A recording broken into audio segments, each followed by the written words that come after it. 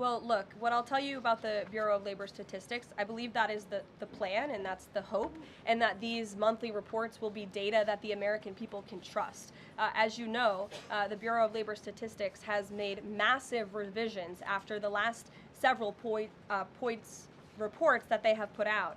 And there has certainly been a decline in the quality and the reliability of data coming from the Bureau of Labor Statistics, and there's been an increase in revisions.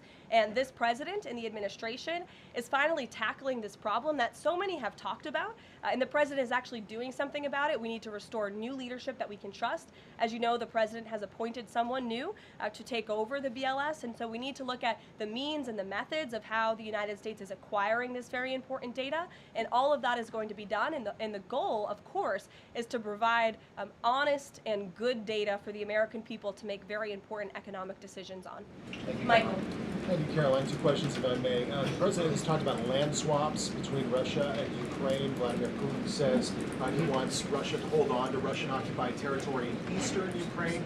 Is the White House at all concerned about the messaging that potentially giving over or allowing for Russia to maintain its occupied territory in eastern Ukraine, what that might say to other U.S. adversaries like China?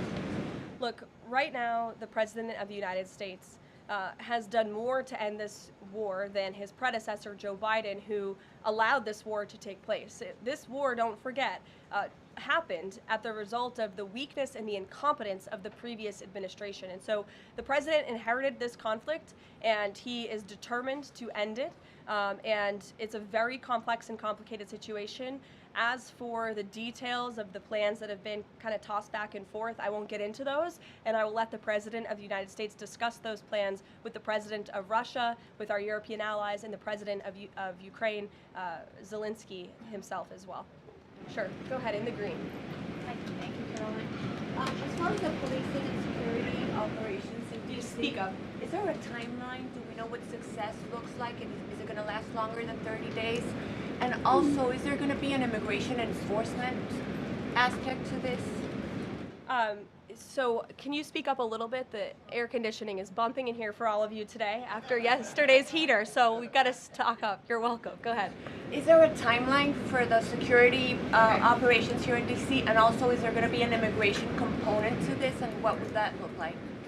Look, if law enforcement officers encounter a criminal in this city, and they are an illegal alien, of course the appropriate measures to detain and deport that individual will be taken, as they should. No city should be a sanctuary for anyone other than law-abiding American citizens, and that has been the position of this administration since day one. As for the timing, we will reevaluate and reassess and make further decisions after this 30-day period is up. But within these 30 days, our entire focus is making sure that this is the most efficient operation possible, and that we are removing as many criminals from the streets, and we are cleaning up DC as best as we can, and working with the Metropolitan Police Department to do that. I know the mayor just spoke several minutes ago. I was watching her on television, and she said that an increase in law enforcement officers on the streets will be helpful to deter crime in this city, and we look forward to working with these brave men and women of the Metropolitan Police Department to remove criminals off of our streets and to keep law-abiding citizens in the district safe. Josh. Thank you. The President weighed in on Jay Powell again today, you might have seen. He said that he's considering allowing a major lawsuit against Powell to proceed because of the, quote, horrible and grossly incompetent job he has done. Can you tell us about that? What lawsuit is he talking about? He's considering a lawsuit, and I won't speak on it any further. I will allow the president to do that himself. Is it fair to say the administration is considering suing the Fed chair over this renovation? That's what the president. Is it fair to say the administration is considering suing the Fed chair over this renovation? That's what the president is saying. Has he had discussions with anyone about this, or is this just like how advanced is this right now? At this moment in time, the president is considering a lawsuit against the Fed, and I will leave it to him to comment further on it. Tamara, go ahead. We talked about, sorry, very quickly, yesterday we talked about the NVIDIA chips deal the president has struck as well, AMD, the 15% stake that will go to the government. Do you have any detail on how that came about? The president said he asked for 20% from NVIDIA. Did he make the same 20% ask to AMD, and or is this something the administration is looking to do with other either chips or products, going forward? Is this a model it wants to build on? Well, look, right now it stands with these two companies. Perhaps it could expand in the future to other companies. I think it's a creative idea and solution.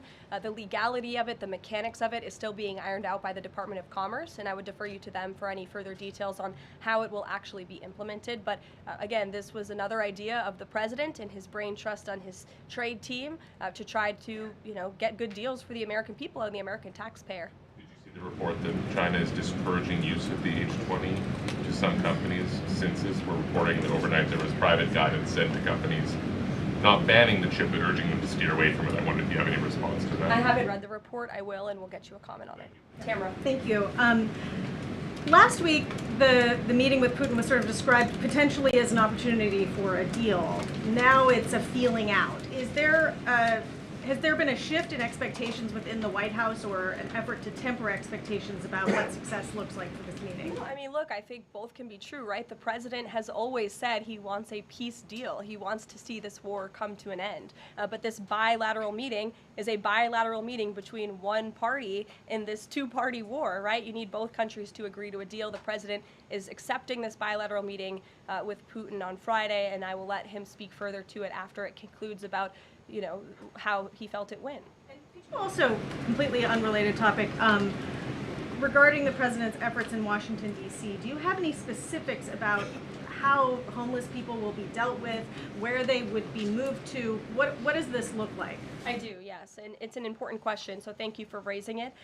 The Metropolitan Police Department, with the support of the new federal agencies who have been surging on the streets of the District of Columbia, are going to enforce the laws that are already on the books here in Washington, D.C. For far too long, these laws have been completely ignored, and the homelessness problem has ravaged the city. So D.C. Code 22-1307 and D.C. Municipal Regulation 24-100 give the Metropolitan Police Department the authority to take action when it comes to homeless encampments. So homeless individuals will be given the option to leave their encampment, to be taken to a homeless shelter, to be offered addiction or mental health services, and if they refuse, they will be susceptible to fines or to jail time. Again, these are pre-existing laws that are already on the books. They have not been enforced, which is part of the reason for this federalizing of the National Guard to bring in this assistance for law enforcement. While we are targeting criminals and trying to remove criminals off of the streets, we also want to make DC safe and beautiful, and that involves removing mentally disturbed individuals and homeless encampments as well. So we will be using these regulations and code that already exists to clean up our streets, and we've already had great success.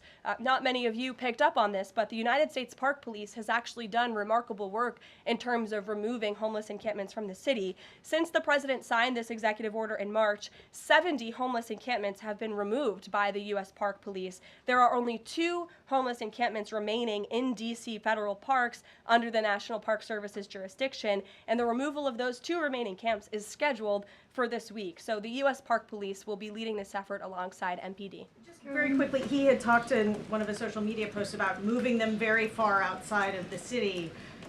Is that off? No, it's not off. We're exploring how we could do that. But again, homeless shelters, offered addiction and mental health services, or jail if they refuse are the options on the table right now. And we'll continue to explore that option. Sure. Thank you so much, Caroline. President Zelensky said moments ago that he thinks Russia is preparing for a new offensive on at least 3 different areas of the front line. Is this something that you could confirm based on U.S. intelligence? And if the president sees that Putin is indeed planning major new offensive or moving troops, would he call off the meeting on Friday? I'm not in a position to confirm or deny or comment on that intel at this time. Monica? Thanks, Caroline. My question involves Russiagate. A whistleblower alleges that then Congressman Adam Schiff approved leaking classified information to smear President Trump's image during the Russiagate scandal. Does the president plan to investigate Adam Schiff, and what would accountability look like if more information confirms this report? The president has already said he wants to see Adam Schiff held accountable for the countless lies he told the American people in relation to the Russiagate scandal. I brought Tulsi Gabbard out to this podium to talk to you about all of that, and this administration is taking accountability very seriously. As for this new FBI whistleblower report, I understand Kash Patel last night declassified a 302 FBI document showing that a whistleblower who is a Democrat, a career intelligence officer who worked for Democrats on the House Intel Committee for more than a decade, repeatedly warned the FBI in 2017 that then Rep. Adam Schiff had approved leaking classified information to smear then President Donald Trump over the Russiagate scandal. This is obviously a bombshell whistleblower report. Hopefully more people in this room will cover it as such. And I have a quote from the FBI director for all of you. He has said this: "For years, certain officials used their positions to selectively leak classified information to shape political narratives. It was all done with one purpose: to weaponize intelligence and law enforcement for political gain. Those abuses eroded public trust in our institutions. The FBI will now lead the charge with our partners at DOJ, and Congress will have the chance to uncover how political power may have been weaponized and to restore accountability." That's what the administration is focused on, and hopefully we'll see some more media reports on this whistleblower allegation. If this were reversed, if this were allegations against the president or any of these cabinet officials, I'm sure everyone in this room would cover it as such. Elizabeth, go ahead. Thanks, Caroline. After yesterday's action to federalize the DC police, is the president still interested in working with Congress to end the Home Rule Act, something he's talked about in the past? Senator Mike Lee has a bill on it. Is that something he's still interested in? The president is very much still interested in working with Congress to address many of the issues that have plagued Washington, D.C., such as the cashless bail policy, which has been a complete disaster for the city. Juvenile delinquency is another major problem in the city that Congress can address. So I know Congress is on recess right now. When they get back to work to Washington, this president looks forward to having these conversations with our friends on Capitol Hill so we can work with them to make D.C. safe and beautiful again. And again, we encourage Democrats to join us in this effort. Perhaps their approval ratings would move up a little bit if they did. I saw a new poll today. Democrat approval rating is at an all-time low, 32%. If they could just stand by the basic notion of law and order, perhaps they would see that tick up a bit, and we welcome them to do that. Dasha. Thanks, Caroline. President Trump yesterday at this podium indicated this, so has NATO Secretary General Mark Rutte, that in order for peace to happen, it is very likely that Ukraine will have to cede some land to Russia. Zelensky has repeatedly said no land for peace. That's not going to happen. Has this administration communicated to Zelensky that he's going to have to change that position? Look, I appreciate your asking that question in a different way than your colleague Michael in the back. I don't want to get into the details of these negotiations and these discussions that have taken place out of respect for where we are right now, and I'll let the president speak on it further if he wishes to. One more about Israel. Sure. I know the president has had a call with Prime Minister Netanyahu recently. Netanyahu is planning to seize the remainder of Gaza City. What is the administration's position on this move by Israel's government? Look, this is an incredibly complex and complicated war that, again, was inherited by this president, by his predecessor, Joe Biden. October 7th was one of the worst days in history. We saw innocent people slaughtered, murdered, kidnapped by Hamas terrorists. This administration has taken extensive time and effort and resources since Inauguration Day in January to end this conflict. We have given many flexible arrangements backed by Israel to Hamas, and unfortunately, Hamas has never agreed. Looking ahead, I will let the president speak on where he sees this going, but this is, of course, an incredibly complex and complicated situation. The administration has made our goal clear. We want to see this conflict end. We want to see the hostages released, and we've tried. The president and his national security team have given extensive effort and time to doing that. With how Israel has used those resources and the assistance that you've provided? Look, I'll let the president speak on the further actions that Israel may or may not be taking. Alexander, good to see you. Good to see you as well, Caroline. Thank you. The Kremlin is expressing interest that Friday's meeting will move beyond just terms to end the war into improving bilateral relations. There's talk over how how they're interested in potentially restoring direct flights between Russia and the United States. Is President Trump open to those kind of peripheral conversations, or is this directly focused on ending the war in Ukraine? I think this conversation on Friday is focused on ending the war in Ukraine as far as the president's perspective goes.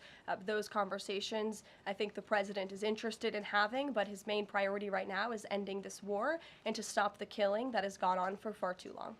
You're welcome. In the back, go ahead. Yeah, 2 questions on the economy. So first, we've had small businesses tell us that it's not foreign exporters who are eating the tariffs, it's them. And they've held off on raising prices, but soon they're going to have to raise prices. What is the White House's message to them? The White House's message to our small business owners across the country is you have never had a better ally or friend or supporter in this White House than President Donald Trump, who is a businessman himself, who understands your concerns, and who wants to restore wealth back to our country through the powerful use of tariffs. And that's what he's focused on doing, while simultaneously driving down costs. You have to remember, we are 6 months into this administration, and we had a president who had no business experience, had no idea what he was doing, and who funneled billions of wasteful spending dollars into our economy, which created the worst inflation crisis in a generation. Now this president is focused on tackling inflation, deregulating, cutting costs, cutting red tape to make it easier for small business owners to thrive. And again, the economic indicators show that we are moving in the right direction. In January, when this president showed up to the White House, the 6-month annualized core inflation rate was 3.7%. Today, 6 months later, the 6-month annualized core inflation rate is 2.4%. So we are trending in the right direction.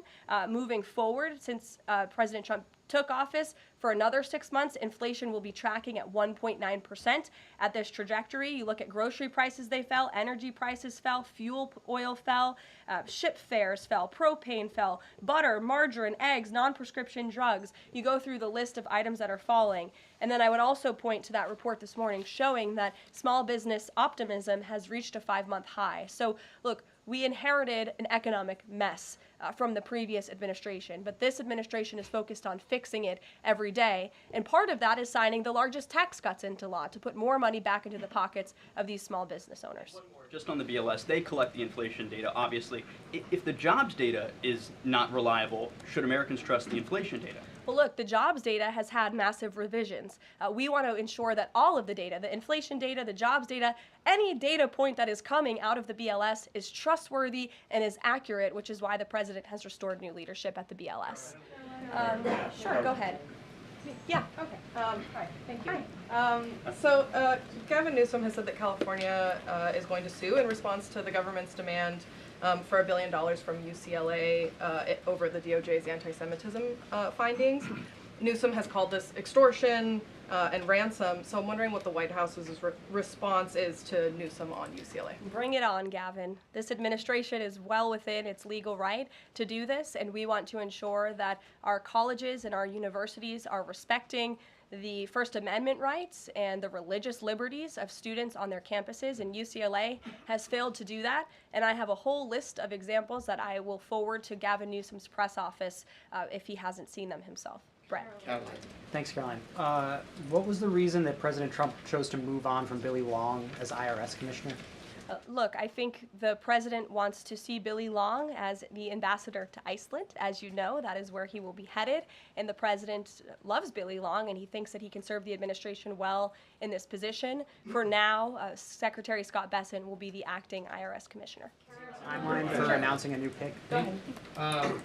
Thank you. Oh, Ed, go ahead, but wait, then in the back. Yes. Go in the back first. Okay, sure. Thanks, Caroline. One foreign policy and then one domestic question, if I may. There are roughly 30,000 children from Ukraine who have reportedly been abducted and are kind of dispersed around Russia. They've been showing up on these websites for adoption. Is their return a red line for the president in any deal ending the war? The administration is aware of these reports. I don't want to set red lines for the president on his behalf from this podium.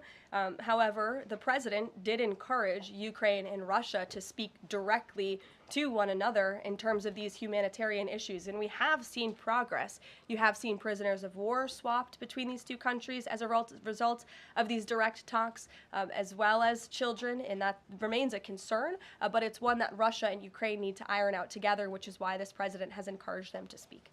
And then if I can, Sure. The DC action real quick. The president said yesterday that this is a model federalizing the National Guard that could be used to combat really high rates of crime in other cities like Chicago, LA, Baltimore. What sort of authority would he have to deploy forces like that, absent the Home Rule Act? Look, the president is speaking about what he'd like to see take place in other cities around the country. Right now, this administration is focused on making D.C. safe and beautiful again. When the time comes, we'll talk about that. But I will note that the president wants to see all of our nation's cities be safe. But I think starting with our nation's capital is a great place to begin, and it should serve as a model for the rest of the country.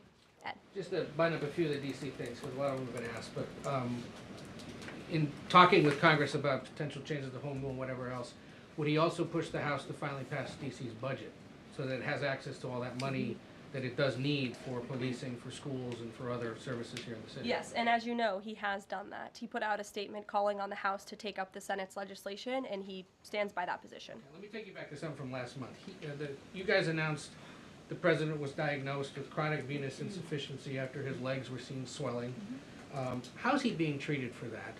And while you were upfront about those health issues, curious if the White House would be willing to let us speak with his physician directly about those health issues. I know there were a lot of concerns about the last White House not making the physician available. Would the physician be available in this case?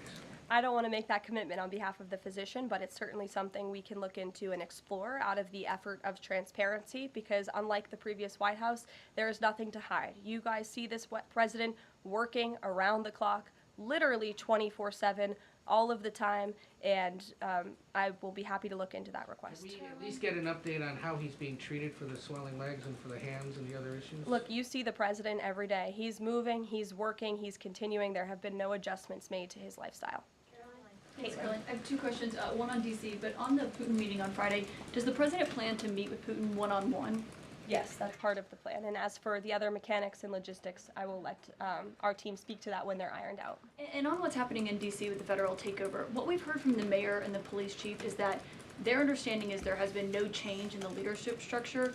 In the White House's view, who is in charge of the MPD right now? If you read the executive order, it will tell you the leadership structure is as follows. We plan to work with the Metropolitan Police Department, but ultimately the chain of command is as such. The President of the United States, the Attorney General of the United States, our DEA Administrator, Terry Cole, who is now serving ahead of the Chief of the Metropolitan Police Department. They will be working together. Nope, Terry Cole, as you heard from this briefing room yesterday, is in charge of the Metropolitan Police Department, and he's working with the chief to ensure that law enforcement officers are allowed to do their jobs in this city. Caroline? Yeah, thanks, Caroline. I know you said earlier the hope is to maintain monthly job reports, but the president's new nominee for BLS Commissioner E.J. Antoni recently told Fox Business that the BLS should suspend issuing monthly job reports and only issue quarterly reports until the jobs data methodology is corrected. So does the president disagree with that assessment that his nominee has said there, or suspending these monthly job reports a real option? I think he floated the idea of possibly suspending until they can get the data and the methodology in order. And this president wants to ensure that the BLS, again, is putting out accurate and honest data that the American people can trust. Since you brought up the new commissioner, he holds a master's and doctor's degree in economics from Northern Illinois University. He's the chief economist in the Heritage Foundation's Center for the Federal Budget. And in addition to his work at Heritage, he has multiple other roles. He's been widely renowned for his work on economic issues. He's been called before Congress to testify as an economic expert. So he's a qualified individual, and the president trusts him to lead this important department. I think I have a couple more questions. Sure, go ahead. Given that the administration now has jurisdiction over MPD, can we expect, does that mean like personnel changes, hiring, firing? Can we expect leadership changes internally in the Metropolitan Police Well, Department? I just walked through what the leadership structure looks like right now. Within the uniformed police department, right? I mean, does that mean that the Attorney General, others kind of have the ability to make those personnel decisions? I would imagine it means they have the ability. As for any changes, I'm not tracking any. Again, we look forward to working alongside the Metropolitan Police Department, and we did that last night successfully, and we hope we can do that for the next 29 nights. Go ahead. Yes. So in light of reports that ICE agents detained a 15-year-old student with disabilities outside an LA high school, even leaving bullets on the sidewalk, how does the Trump administration plan to ensure parents that their children can return to school without fear of being wrongfully detained or endangered by federal agents? Where'd you see that report? LA Times. Okay, well, I'll have to look into the veracity of that report. I read the LA Times almost every single day, and they are notorious for misleading the public. I'm sure there's more to that story than the way that you just characterized it. This administration wants to ensure that all school children across the country in every city, from Los Angeles to DC, can go to school safely. And that's part of this administration's effort to federalize the National Guard in Washington, to ensure that ICE is removing child predators. I just read you a list of a handful, just a handful, of the hundreds of thousands of child predators that this administration is removing off of the streets of Los Angeles and every other community across this country, because we want to ensure this is a country where American school children can be safe, where they can prosper, and where they are not threatened by violent criminals, whether they are illegal or whether they are American citizen homegrown criminals, as this president calls them. So I will gladly go check on that report, and I'll get you the facts. Thank you, everyone. Caroline. Thank you. Thank you.